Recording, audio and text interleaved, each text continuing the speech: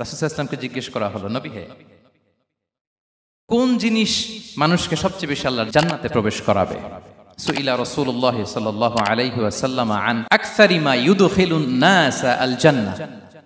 জিজ্ঞেস করা হলো, নবী কোন জিনিস মানুষকে বেশি জান্নাতে ঢুকাবে? বিষ্ণু বললেন, তাকওয়াল্লাহ ওয়া হুসনুল খুলুক। এক হচ্ছে আল্লাহর ভয়, আরেক হচ্ছে সুন্দর আচরণ। সুবহানাল্লাহ। তাহলে এই হাদিস থেকে বুঝলাম, যারা বেশি নামাজ পড়বে তারা বেশি জান্নাতে ঢুকবে, নাকি? নামাজ পড়তে পড়তে যারা কপাল কালো করে ফেলছে এরা ঢুকবে না? যারা হজ করতে করতে বড় হাজী সাহেব হয়েছে, জিকির করতে করতে হাতে 3-4টা তাসবিহ রেখেছে, তাদের কথা বলা হয়েছে। এগুলো নিঃসন্দেহে অনেক বড় আমল, কিন্তু সবচাইতে বেশি জান্নাতে প্রবেশ করাবে যে আমল, বিষ্ণু বললেন, এক হচ্ছে আল্লাহর ভয়, আরেক হচ্ছে সর্বোত্তম আচরণ। প্রিয় ভাইরা, ইসলামের মেজাজটাকে চিনে নেন, ইসলামের এসেন্সটাকে বুঝে নেন। আমরা ভালো আচরণকে গুরুত্ব দিতে চাই না। অনেক নামাজি লোক দেখবে নামাজ পড়তে পড়তে কপালে কালো দাগ ফেলে দিছে, বাসায় বউয়ের সাথে খারাপ আচরণ করে, খিটখিটে মেজাজের, প্রতিবেশীর সাথে শুধু ঝগড়া, কলিগদের সাথে ঝগড়া, মারামারি, দুঃসম্পর্ক, এরকম আছে না? নাই বলেন, আছে না? কিন্তু নামাজি, অনেক বড় হাজি, একদিনও কোরআন তেলাওয়াত মিস হয় না। তো এত ইবাদত করেও সে ইসলামের আসল এসেন্সটাকে ধরতে পারে নাই। বিষ্ণু বললেন, সবচেয়ে বেশি জান্নাতে প্রবেশ করাবে যে দুটি আমল, একটি হচ্ছে তাকওয়াল্লাহ, আল্লাহর ভয়, আরেকটি হচ্ছে উত্তম আচরণ, সর্বোত্তম আচরণ। তো আমরা যেন উত্তম আচরণের অধিকারী হই। আমার স্ত্রীর সাথে যেন ভালো আচরণ করি, প্রতিবেশীর সাথে যেন ভালো আচরণ করি, ছেলে মেয়েদের সাথে যেন আমাদের অ্যাটিটিউডটা ভালো থাকে, আচরণটা ভালো থাকে, কলিগের সাথে যেন ভালো থাকে। বিশ্বনবীর আচরণ যেমন ছিল তেমন আচরণ যেন আমরা গড়ে তুলতে পারি। আওয়াজ করে পড়ুন আমিন। সুনানে আবু দাউদের এক বর্ণনা, বিষ্ণু সাল্লাল্লাহু আলাইহি ওয়াসাল্লাম বলেন, খুব চমৎকার একটি হাদিস, মনোযোগ দিয়ে শুনুন। তিনি বলেন, আনা যাঈমুন বিবাইতিন ফি রাবাদিল জান্নাতি লিমান তারাকাল মিরাআ ওয়া ইন কানা মুহিক্কান। আমি ওই ব্যক্তিকে জান্নাতের আঙ্গিনায় একটা ঘরের গ্যারান্টি দেই যে ব্যক্তি তর্ক করার সময় নিজে হক এটা জেনেও সে তর্ক থামিয়ে দেয়।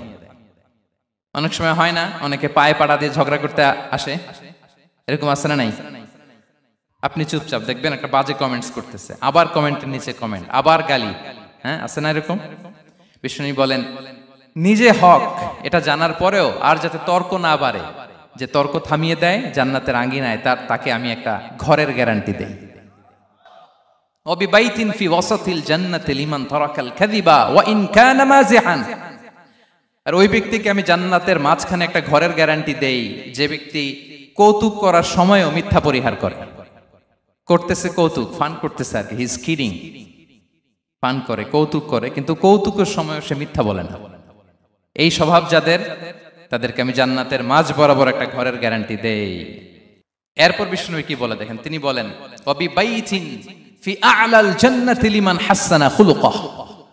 আর জান্নাতের একেবারে হাইস্ট পিক অফ প্যারাডাইস, জান্নাতের সর্বোচ্চ স্তরে আমি একটা ঘর বা একটা বাসভবনের গ্যারান্টি ওই ব্যক্তিকে দেই যে তার আচরণটা সুন্দর করেছে, যে সুন্দর আচরণের অধিকারী হয়েছে, তাকে জান্নাতের হাইস্ট পিকে আমি একটা বাসভবনের গ্যারান্টি দেই। তাহলে বলেন তো, আমাদের আচরণটা সুন্দর করার দরকার আছে না নাই? এটা খুব ছোটখাটো একটা আমল, তাই না? কথা বলেন, দক্ষিণ কোরিয়া প্রবাসী ভাইরা আওয়াজ করে বলেন, এটা কি ছোট আমল?